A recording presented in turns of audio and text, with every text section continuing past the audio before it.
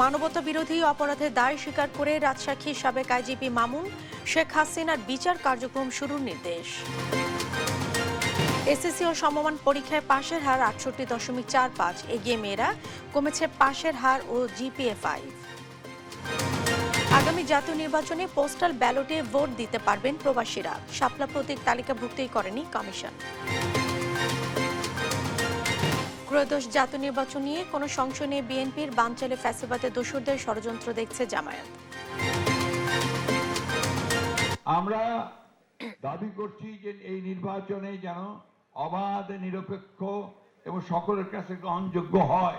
ব্যবসা বাণিজ্য, রাজনীতি, আন্তর্জাতিক নীতি, কূটনীতি, ইভেন সামনের নির্বাচন নিয়ে জনগণের আকাঙ্ক্ষাকে কি করে ধুলায় মিশিয়ে দেওয়া যায় তার চক্রান্ত এখনো কিন্তু বিদ্যমান। এবং জুলাই সনদ ঘোষণা ছাড়া কোনোভাবে নির্বাচন মেনে নেবে না এনসিপি, ৩ আগস্ট পর্যন্ত সময় বেঁধে দিলেন নাহিদ ইসলাম। সংবাদ রাতে দেখছিলেন সংবাদ শিরোনাম, সঙ্গে আছে আমি জেসিকা বেদিন। বিস্তারিত। জুলাই হত্যাকাণ্ডের দায় স্বীকার করেছেন সাবেক পুলিশ মহাপরিদর্শক চৌধুরী আব্দুল আল মামুন। মানবতা বিরোধী অপরাধের মামলায় রাজসাক্ষীও হয়েছেন তিনি। জানান, জুলাই আগস্ট হত্যাযজ্ঞের বিস্তারিত তুলে ধরতে চান সাবেক পুলিশ প্রধান। এরপর সাবেক প্রধানমন্ত্রী শেখ হাসিনা, আসাদুজ্জামান খান কামাল, চৌধুরী আব্দুল আল মামুনের বিচার শুরুর আদেশ দেয়া আন্তর্জাতিক অপরাধ ট্রাইব্যুনাল ১। সাবরিনা মজুমদারের রিপোর্ট। বৃহস্পতিবার সকালে জুলাই হত্যাকাণ্ডে সাবেক প্রধানমন্ত্রী শেখ হাসিনা, সাবেক স্বরাষ্ট্রমন্ত্রী আসাদুজ্জামান খান কামাল ও সাবেক আইজিপি চৌধুরী আব্দুল আল মামুনের বিরুদ্ধে অভিযোগ গঠন হবে কিনা তার আদেশ পড়া শুরু করে ট্রাইব্যুনাল ১। মোট ৫টি অভিযোগ আনা হয় তাদের বিরুদ্ধে। আদেশ পড়াকালীন ট্রাইব্যুনাল বিচারপতি মোহাম্মদ মুহিতুল হক এনাম চৌধুরী সাবেক আইজিপিকে জিজ্ঞেস করেন তিনি অভিযোগ স্বীকার করছেন কিনা। এরপরই নিজের বিরুদ্ধে অভিযোগ স্বীকার করে রাজসাক্ষী হওয়ার আবেদন করেন চৌধুরী আব্দুল আল মামুন। পরে তার আবেদন মঞ্জুর করে অভিযোগ গঠনের আদেশ দেওয়া হয়। চৌধুরী আব্দুল আল মামুন সাহেব গ্রেপ্তার হয়ে আদালতে উপস্থিত ছিলেন। তাকে যখন অভিযোগ পড়ে শোনানো হয় এবং আদালত তাকে জিজ্ঞাসা করেন তিনি তাকে যে অভিযুক্ত করা আছে সেই ব্যাপারে তার বক্তব্য কী, তিনি তার দোষ স্বীকার করেছেন এবং তিনি বলেছেন তিনি একজন সাক্ষী হিসাবে এই যে ঘটনাটি মানবতা বিরোধী অপরাধ 2024-এর জুলাই আগস্টে হয়েছিল, সেই অপরাধের সমস্ত কিছু যেহেতু তার জানবার কথা, তিনি সমস্ত তথ্য আদালতকে উদ্ঘাটনের ব্যাপারে সহায়তার মাধ্যমে তিনি অ্যাপ্রুভার হতে চেয়েছেন। ট্রাইব্যুনাল নিযুক্ত শেখ হাসিনার আইনজীবী আমির হোসেন বলেন, আইনি লড়াই চালিয়ে যাবেন তিনি। আমার আসামিদের বিরুদ্ধে চার্জ গঠিত হয়েছে, অতএব চার্জ গঠিত হলেও জাজেসগণ একথাও বলেছেন যে আমি ডিসচার্জের প্রেয়ারে যে সমস্ত বক্তব্য দিয়েছি সেগুলি পরবর্তীতে বিচারের ক্ষেত্রে সাক্ষ্য প্রমাণ্য শেষে যদি এটাকে গ্রহণযোগ্য মনে হয় তখন সেটা কোনো আর বিবেচনা করবেন।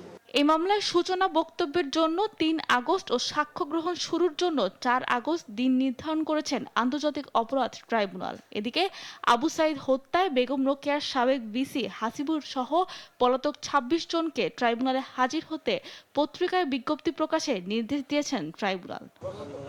সাবরিনা মজুমদার, দেশ টিভি, ঢাকা।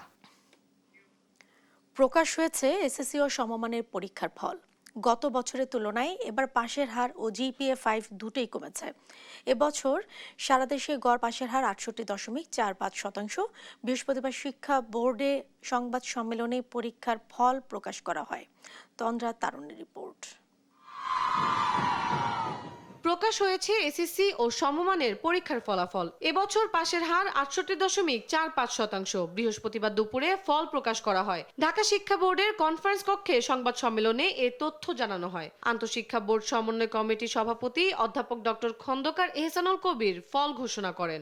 ঢাকা বোর্ডের পাশের হার ৬৭.৫১%। রাজশাহী বোর্ডের পাশের হার ৭৭.৬৩। কুমিল্লা বোর্ডের ৬৩.৬, যশোর বোর্ডে ৭৩.৬৯, চট্টগ্রাম বোর্ডে ৭২.০৭। পরীক্ষায় অংশ নেয় ১৯,০৪,০৮৬ জন শিক্ষার্থী, যার মধ্যে GPA 5 পেয়েছে ১,৩৯,০৩২ জন। ৯টি সাধারণ শিক্ষা বোর্ডে এবার এসএসসিতে পরীক্ষার্থী ছিল ১৪,৭৯,৩১০ জন। এর মধ্যে ছাত্র 6,99,553 জন এবং ছাত্রী 7,79,757 জন। পাশের হার 68.04%। জিপিএ 5 পেয়েছে 1,25,018 জন। ছেলেদের চেয়ে এবার এগিয়ে মেয়েরা। এবছর সকল শিক্ষা বোর্ডে ছাত্রের চেয়ে ছাত্রী 3.79 অর্থাৎ প্রায় 4% বেশি পাস করেছে এবং 8,200 জন ছাত্রী বেশি সংখ্যায় জিপিএ পেয়েছে ছেলেদের তুলনায়। মাদ্রাসা শিক্ষা বোর্ডের অধীনে পরীক্ষার্থী 2,86,572 জন, যার মধ্যে ছাত্র 1,47,252 জন এবং 1,39,320 জন ছাত্রী। পাশের হার 68.09। জিপিএ 5 পেয়েছে 9,066 জন। বাংলাদেশ কারিগরি শিক্ষা বোর্ডের অধীনে পরীক্ষার্থী সংখ্যা 1,38,204 জন। এর মধ্যে ছাত্র 1,04,892 এবং ছাত্রী 33,312 জন। পাশের হার 73.63। জিপিএ 5 পেয়েছে 4,948 জন। এবার গুজববিহীন ও নকলমুক্তভাবে পরীক্ষা হয়েছে বলে দাবি করা হয় আন্তঃশিক্ষা বোর্ড সমন্বয় কমিটির পক্ষ থেকে। যা হওয়ার যথাযথভাবে সম্পন্ন হয়ে আমাদের কাছে এই ফলাফলটি আমাদের কাছে এসেছে। তন্দ্রা তারণ্য, দেশ টিভি, ঢাকা। কয়েক বছরের তুলনায় এবার এসএসসি ও সমমানের পরীক্ষার কমেছে পাস ও জিপিএ 5 এর সংখ্যা। শতভাগ পাস করা শিক্ষা প্রতিষ্ঠানের সংখ্যা কমেছে আর বেড়েছে শতভাগ ফেল করা প্রতিষ্ঠানের সংখ্যা। বিষয়ভিত্তিক ফলাফলে শিক্ষার্থীরা সবচেয়ে খারাপ করেছে গণিতে। বোর্ড কর্তৃপক্ষ বলছে এটাই প্রকৃত ফলাফল, কাউকে বাড়তি নম্বর দেওয়া হয়নি। আরো জানাচ্ছেন জান্নাতুল মোহনা। গেল 5 বছরের তুলনায় ধস নেমেছে এবারের এসএসসি ও সমমানের ফলাফলে। চলতি বছর গড় পাশের হার 68.45%, যা গেল বছরে ছিল 83.04%। পাশের হার কমেছে প্রায় 15%। বৃহস্পতিবার প্রকাশিত এসএসসি ও সমমান পরীক্ষার ফলাফল বিশ্লেষণে এ তথ্য উঠে এসেছে। গড় হচ্ছে পাশের হার 68.04%। গেল বছরের তুলনায় জিপিএ 5 কমেছে 43,000-এর বেশি। সব বোর্ডেই কমেছে পাশের হার। একটু রিমোট এরিয়া বেশি আছে, যোগাযোগ ব্যবস্থা খুবই দুর্গম অঞ্চল আছে যোগাযোগ ব্যবস্থার আঙ্গিকে, সেটা একটি দিক। ফলে এমন এমন জায়গা আছে যেখানে শিক্ষকও যেতে চান না, থাকতে চান না। এই বিষয়গুলো আমরা মনে করি যে এই বাস্তবতাটা উঠে আসছে। 2024 সালে শতভাগ পাশ করেছিল 2,968 শিক্ষা প্রতিষ্ঠান। সে হিসেবে এবার শতভাগ পাশ করা শিক্ষা প্রতিষ্ঠান কমেছে 1,984টি। আমরা এক্সামিনারদের কাছ থেকে যে নম্বর পেয়েছি আমরা সেইটাই কম্পিউটারে দিয়ে রেজাল্ট বের করেছি। 2024 সালে একজন শিক্ষার্থীও পাশ করেনি এমন শিক্ষা প্রতিষ্ঠান ছিল 51টি, যা এবার 83টি বেড়ে হয়েছে 134টি। বিষয়ভিত্তিক ফলাফলে সবচেয়ে বেশি শিক্ষার্থী অকৃতকার্য হয়েছে গণিতে। সব বোর্ডেই দেখা গেছে হতাশার চিত্র। জান্নাতুল মোহনা, দেশ টিভি, ঢাকা। এবার প্রবাসীরা আইটি সাপোর্টের পোস্টাল ব্যালটে ভোট দেবেন বলে জানিয়েছেন নির্বাচন কমিশনার ব্রিগেডিয়ার জেনারেল সানাউল্লাহ। এছাড়াও জাতীয় সংসদ ও স্থানীয় সরকার নির্বাচনে ইভিএম ব্যবহার থাকছে না। প্রাথমিকভাবে রাজনৈতিক দলের নিবন্ধনে যাচাই বাছাই কাজ শেষ হয়েছে বলে জানান তিনি। শিউলি রায়ের রিপোর্ট, জানাচ্ছেন ইউসুফ ভুইয়া। রাজধানীর আগারগাঁয়ে নির্বাচন কমিশন সচিবালয়ে ৮ম সভা অনুষ্ঠিত হয়। সিইসি এম নাসির উদ্দিনের নেতৃত্বে 4 কমিশনার সহ সিনিয়র সচিব ও সরকারি কর্মকর্তারা এই বৈঠকে অংশ নেন। গণপ্রতিনিধিত্ব আদেশ, নির্বাচন কর্মকর্তা আইন সংশোধন, প্রার্থীর হলফনামা পরিমার্জন সহ আইনি সংস্কারের এক গুচ্ছ সুপারিশ চূড়ান্ত করতে এই বৈঠক হয়। পরে সাংবাদিকদের সঙ্গে কথা বলেন নির্বাচন commissioner brigadier general Abu Fazal Mohammad Sanaullah.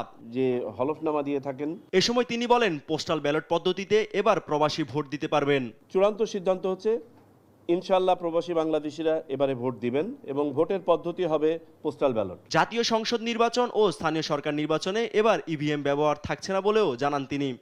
এই ইভিএম সামনের কোনো নির্বাচনেই ব্যবহার হবে না। এমত অবস্থায় এই ইভিএম কিভাবে কি করতে হবে সেটার জন্য একটা কমিটি ফর্ম করতে বলা হয়েছে। রাজনৈতিক দলের নিবন্ধনের বিষয়ে প্রশ্নের জবাবে নির্বাচন কমিশনার সানাউল্লাহ বলেন, নিবন্ধনের প্রাথমিক যাচাই বাছাই শেষ হয়েছে। প্রাথমিক যাচাইয়ের কাজ আজকে সম্পন্ন হয়েছে এবং যাচাইয়ের পরে যে সকল দলের আপনার তালিকা পূর্ণাঙ্গ আছে বা তারা ফরম্যাট অনুযায়ী সকল সম্পন্ন করেছেন, সেগুলো মাঠ পর্যায়ে ভেরিফিকেশনের জন্য চলে যাবে। নির্বাচনে প্রতীক হিসেবে শাপলাকে তালিকাভুক্ত করা হয়নি বলেও এ সময় জানান তিনি।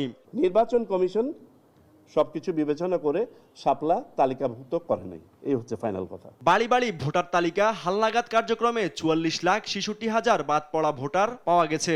আগস্ট নাগাদ তারা চূড়ান্ত তালিকায় অন্তর্ভুক্ত হবেন বলেও জানান ইসি সানাউল্লাহ। 44,66,602 জন বাদ পড়া ভোটার আমরা পেয়েছি। ইউসুফ ভুঁইয়া, দেশ টিভি, ঢাকা। নির্বাচন নিয়ে কোনো সংশয় নেই বিএনপির, এমন মন্তব্য করেছেন দলটির মহাসচিব মির্জা ফখরুল ইসলাম আলমগীর। বলেন, বিএনপি বিশ্বাস করে অবাধ ও সুষ্ঠু নির্বাচনের মাধ্যমে ক্ষমতার পরিবর্তন হবে। ডিসেম্বরের মধ্যেই নির্বাচনের প্রস্তুতি নিতে প্রধান উপদেষ্টার নির্দেশনাকে সাধুবাদও জানান তিনি। আর জামায়াতের সেক্রেটারি জেনারেল মিয়া গোলাম পরওয়ার বলেন, নির্বাচনকে বানচালে ফ্যাসিবাদের দোসরদের তৈরি কাঠামো এখন ষড়যন্ত্র করে যাচ্ছে। নিয়াজ মোর্শেদের রিপোর্ট। জাতীয় প্রেস ক্লাবে জুলাই গণ অভ্যুত্থানে সাংবাদিকদের ভূমিকা নিয়ে আলোচনা সভা করে ফেডারেল সাংবাদিক ইউনিয়ন ও ঢাকা সাংবাদিক ইউনিয়ন। আন্দোলনটি দীর্ঘ 15 বছর ধরে এই পর্যায়ে এসেছে। এতে সাংবাদিক নেতাদের পাশাপাশি অংশ নেন বিভিন্ন পেশাজীবী ও রাজনৈতিক দলের নেতারা। আমরা সংসদ নির্বাচন করতে চাই। কেন? নির্বাচন যদি সংসদের না হয় তাহলে দেশে একটা অন্ধকারের শক্তি আবার ক্ষমতায় আসবে। আপনি আপনার চাহিদা বলতেই পারেন, এটি আপনার ব্যক্তিগত স্বাধীনতা, কিন্তু আপনি কথা বলতে পারেন না আমার এইটা না হলে ওইটাও হবে না। এই অধিকার তো আপনার নাই। এই যে মানসিকতা আর পলায়নকৃত স্বৈরাচারের মানসিকতা একই মানসিকতা। জামাতের সেক্রেটারি জেনারেল মিয়া গোলাম পরওয়ার বলেন, সুষ্ঠু নির্বাচনের দিকে যখন সব রাজনৈতিক দল এগিয়ে যাচ্ছে, তখন একটি অপশক্তি নানাভাবে তা বাধাগ্রস্ত করার চেষ্টা করছে। ব্যবসা বাণিজ্য, রাজনীতি, আন্তর্জাতিক নীতি, কূটনীতি, ইভেন সামনের নির্বাচন নিয়ে জনগণের আকাঙ্ক্ষাকে কি করে ধুলায় মিশিয়ে দেওয়া যায় তার চক্রান্ত এখনো কিন্তু বিদ্যমান। ডিসেম্বরের মধ্যে নির্বাচনের প্রস্তুতি নিতে প্রধান উপদেষ্টার নির্দেশনাকে ইতিবাচক মনে করছেন বিএনপি মহাসচিব মির্জা ফখরুল ইসলাম আলমগীর। আমরা দাবি করছি যে এই নির্বাচনে যেন অবাধ, নিরপেক্ষ এবং সকলের কাছে গ্রহণযোগ্য হয়, সেই ধরনের একটা নির্বাচন যেন নির্বাচন কমিশন উপহার দিতে পারে এবং সেইভাবেই যেন কাজ করে। যুক্তরাষ্ট্রের নতুন শুল্ক নিয়ে উদ্বেগ জানিয়ে তিনি বলেন, এতে পোশাক সহ রপ্তানি শিল্প হুমকিতে পড়বে। সরকারকে দ্রুত ব্যবস্থা নেওয়ার তাগিদ দেন মির্জা ফখরুল। সবচেয়ে যোগ্য ব্যক্তিদের এই সম্পর্কে বার্গেন করা নিয়ে তাদের মার্কিন যুক্তরাষ্ট্রের সঙ্গে কাজ করাটা প্রয়োজন ছিল। তো সময় বোধহয় এখনো চলে যায়নি, এখনো সময় আছে এই বিষয়গুলো আলোচনা করে আমাদের ইন্ডাস্ট্রিগুলো বেঁচে থাকে, আমাদের মেয়েদের কর্মসংস্থান যেন নষ্ট না হয়, আমাদের অর্থনীতি যেন ক্ষতিগ্রস্ত না হয়, সেই বিষয়টা তারা অবশ্যই দেখবেন। এছাড়া সীমান্ত হত্যা ভারতের পশ্চিম বন্দে ভারত সরকারের সঙ্গে অন্তর্বর্তী সরকারের দ্রুত বোঝাপড়ার আহ্বানও জানান বিএনপি মহাসচিব। গণতন্ত্রকে প্রতিষ্ঠা করা। নিয়াজ মোর্শেদ, দেশ টিভি, ঢাকা। গেল 16 বছরের ফ্যাসিজমের মতো আগামীর বাংলাদেশে কোনো স্বৈরাচার তৈরি হতে পারবে না বলে হুঁশিয়ারি দিয়েছেন জাতীয় নাগরিক পার্টি এনসিপির আহ্বায়ক নাহিদ ইসলাম। বৃহস্পতিবার বিকেলে নড়াইল শহরের পুরাতন বাস টার্মিনাল এলাকায় জুলাই পদযাত্রার সমাবেশে একথা বলেন তিনি। এর আগে মাগুরার পথসভায় নাহিদ বলেন, জুলাই সনদ নিয়ে টালবাহানা চলছে। এ সময় দলটির জ্যেষ্ঠ যুগ্ম আহ্বায়ক সামান্তা শারমিন বলেন, নির্বাচন কমিশন একটি দলকে প্রাধান্য দিয়ে তাদের প্রক্রিয়াগুলো বাস্তবায়ন করার চেষ্টা চলছে। শামীম হোসেনের রিপোর্ট। সহায়তা করেছেন শরীফুল ইসলাম ও পঙ্কজ রায়। গণ অভ্যুত্থানের 1 বছর পূর্তি উপলক্ষে জুলাই পদযাত্রায় অংশ হিসেবে নড়াইলে পথসভা করে জাতীয় নাগরিক পার্টি এনসিপি। বৃহস্পতিবার বিকেলে হওয়া এই অনুষ্ঠানে দলটির আহ্বায়ক নাহিদ ইসলাম বলেন, 16 বছরের ফ্যাসিজমের মতো আগামীর বাংলাদেশে কোনো স্বৈরাচার তৈরি হতে দেবে না এনসিপি। 16 বছরের যেই ফ্যাসিজম, যেই স্বৈরাচার, আমরা চাই আগামীর বাংলাদেশে নতুন করে কোনো স্বৈরাচার যাতে না হতে পারে। আগামীর বাংলাদেশে আপনার আমার কথা বলার অধিকার থাকবে, আপনার আবার ভাত কাপড়ের অধিকার থাকবে। বলেন, বর্তমান সরকারকে বিচার সংস্কার ও নতুন সংবিধানের মধ্য দিয়ে নির্বাচনের দিকে যেতে হবে। আমরা স্পষ্টভাবেই বলেছি, নির্বাচন আমরাও চাই, বিচার সংস্কার এবং নতুন সংবিধানের মাধ্যমে নির্বাচনের দিকে যেতে হবে। এর আগে বৃহস্পতিবার দুপুরে মাগুরায় পদযাত্রায় নাহিদ ইসলাম বলেন, জুলাই সনদ নিয়ে এখনো টালবাহানা চলছে। সরকার এবং রাজনৈতিক দলগুলো ব্যর্থ হলে 3 আগস্ট সারা দেশের ছাত্র জনতাকে সঙ্গে নিয়ে শহীদ মিনার প্রাঙ্গণে সমাবেশের ঘোষণা দেন তিনি। আমরা 5ই আগস্ট এই গণঅভ্যুত্থানের 1 বছর পূর্তি হবে। আমরা 3রা আগস্টের মধ্যেই সেটি কার্যকর দেখতে চাই এবং সরকার যদি 1 বছরের মধ্যেও এটি দিতে ব্যর্থ হয়, সকল রাজনৈতিক পক্ষ মিলে যদি ব্যর্থ হয়, তাহলে সারা দেশের ছাত্র জনতাকে নিয়ে আমরা আবারও মাঠে নামবো। 3রা আগস্ট আমরা শহীদ মিনারে ঢাকায় থাকবো। আপনাদেরকে 3রা আগস্টের আহ্বান জানাচ্ছি। এই সময় এনসিপির জ্যেষ্ঠ যুগ্ম আহ্বায়ক সামান্তা শারমিন বলেন, নির্বাচন কমিশনের কার্যক্রম অত্যন্ত সন্দেহজনক। শাপলা প্রতীক না দেয়ায় ক্ষুব্ধ প্রতিক্রিয়া জানান এনসিপি নেতারা। এই ইসি শুরু থেকে প্রশ্নবিদ্ধ ছিল, শুরু থেকে তাদের কার্যক্রম অত্যন্ত সন্দেহজনক এবং তারা একটি দলকে প্রাধান্য দিয়ে, এবং এই ক্ষেত্রে ঐকমত্য কমিশনকেও দায়ী করতে হবে, এবং তারা একটি দলকে প্রাধান্য দিয়ে তারা তাদের যে এই প্রক্রিয়া সেগুলো বাস্তবায়ন করার চেষ্টা করছে। শামীম হোসেন, নিউজ ডেস্ক, দেশ টিভি। প্রধান বিচারপতি নিয়োগের ক্ষেত্রে বিদ্যমান ব্যবস্থা পরিবর্তনের ব্যাপারে রাজনৈতিক দলগুলো একমত হয়েছে বলে জানিয়েছেন জাতীয় ঐকমত্য কমিশনের সহসভাপতি অধ্যাপক আলী রিয়াজ। রাজধানী ফরেন সার্ভিস একাডেমিতে অনুষ্ঠিত জাতীয় ঐকমত্য কমিশনের বৈঠক শেষে তিনি এই কথা বলেন। এ সময় তত্ত্বাবধায়ক সরকার ব্যবস্থা নিয়ে জাতীয় ঐকমত্য কমিশনের 2টো বিকল্প প্রস্তাবের উপর রাজনৈতিক দলগুলোর দেয়া মতামতের ভিত্তিতে আরও সুস্পষ্ট প্রস্তাবনা হাজির করা হবে বলে জানান অধ্যাপক আলী রিয়াজ। ভবিষ্যতে তত্ত্বাবধায়ক সরকার ব্যবস্থা যাতে বিতর্কের মধ্যে না পড়ে সে বিষয়ে দলগুলোর বিভিন্ন মতামত কমিশন বিবেচনা করছে বলেও জানান তিনি। প্রধান বিচারপতি নিয়োগ সংক্রান্ত সংবিধানের যে অনুচ্ছেদ, সেটি বিদ্যমান ব্যবস্থা পরিবর্তনের ব্যাপারে রাজনৈতিক দলগুলো একমত হয়েছে। যেটা দ্বিতীয় বিষয়, সেটা হচ্ছে রাষ্ট্রপতি আপিল বিভাগের বিচারপতিদের মধ্য থেকে প্রধান বিচারপতি নিয়োগ করবে। তত্ত্বাবধায়ক সরকারের প্রধানকে নিয়োগ করার ক্ষেত্রে আইনসভার সংশ্লিষ্টতা বা আইনসভার মধ্য থেকেই সেই একটা প্রস্তাব তৈরি করা, নিয়োগের ব্যবস্থাটা করা, এটাই হচ্ছে প্রধান দিক হিসেবে বিবেচনা করে জাতীয় ঐকমত্য কমিশনের পক্ষ থেকে 2টো প্রস্তাব দেওয়া হয়েছিল। দেশে অতিবৃষ্টির কারণে সম্প্রতি ফেনী ও নোয়াখালী জেলায় সৃষ্ট বন্যা ও জলাবদ্ধতা পরিস্থিতি মোকাবেলার বিষয়ে উপদেষ্টা পরিষদের বৈঠকে আলোচনা হয়েছে। বৃহস্পতিবার প্রধান উপদেষ্টার কার্যালয়ে প্রধান উপদেষ্টা অধ্যাপক ডক্টর মোহাম্মদ ইউনূসের সভাপতিত্বে উপদেষ্টা পরিষদের এই বৈঠক অনুষ্ঠিত হয়। বৈঠকে পানি সম্পদ মন্ত্রণালয় থেকে মুসাপুর রেগুলেটরি ও বামুনি ক্লোজারের নকশা চূড়ান্তকরণ, ফেনীতে স্থায়ী বাঁধ নির্মাণ প্রকল্প চূড়ান্তকরণ এবং নোয়াখালীর খাল ও ড্রেনেজ অবমুক্ত করার প্রয়োজনীয়তার বিষয়ে আলোচনা হয়।